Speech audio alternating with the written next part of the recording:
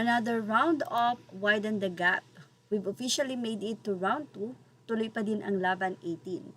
So, ang kanila nga pong katunggali ngayon ay si Megan Thee Stallion. Katunggali po ng SB19. And dahil po ang katunggali po ni Megan Thee Stallion ay ang BINI, so I don't know kung ang BINI po ay hindi na nakapasok sa round 2. But anyway, Widen the Gap. Yan po ang panawagan ng mga fans. At ayon sa mga fans, nawawala daw at napupunta po sa spam ang karamihan ng mga posts with links kaya laging nawawala. So pwede nyo pong isearch sa Google, Billboard Fan Army 2026 or scan the QR below. Inilagay po natin dito ang QR code sa mga nais po na ito ay gamitin. Pwede nyo po itong gamitin kaya naman po balikan nyo na lang po or i-post kung sakasakali nga po na ito po ay nais nyong gamitin to vote for SB19 sa Fan Army ng Billboard. So para po malinawan ang ilan, ang naglaban po sa round 1 ay ang BINI at si Megan Thee. Ang SB19 naman ay si Hilary Duff. At dito po sa round 2, si Megan at SB19 na po ang magtatapatan. Ibig sabihin, sila po ang nakakuha ng boto pareho sa round 1 kaya po sila ang maglalaban sa round 2.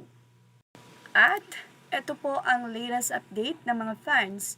Ang SB19 po ay 98.8% habang si Megan Thee ay nasa 1.2%. So ibig sabihin, napakalaki po ng gap. Pero syempre, manatili po na ganyan para po hindi mag-cramming kung sakali pong makakahabol ang kalaban. So, panawagan nga po ng mga fans. Ang 18, sinabi nila na papayag ba kayo na hanggang 2025 lang? Ang SB19 po, fan ng SB19 na 18 ay wagi sa Billboard Fan Army Face-Off noong 2023, 2024 at 2025. Ngayon nga pong 2026 ay muling susubukan ng 18 na masungkit ang nasabi nga pong award. Mula naman sa post ni Dorothy, sinabi niyang congrats sa lahat ng 18 na nagpuyat pa para bumoto. Hindi man kayo gigil bumoto, no? Yay, pasok tayo sa round 2. Good job mga kambing.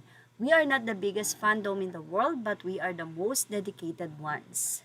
Tumpak po yun. Kahit hindi malaki o milyon-milyon talaga ang fan, pero sila nga po yung very supportive, dedicated at talagang sa lahat ng laban, kasama sila ng SB19.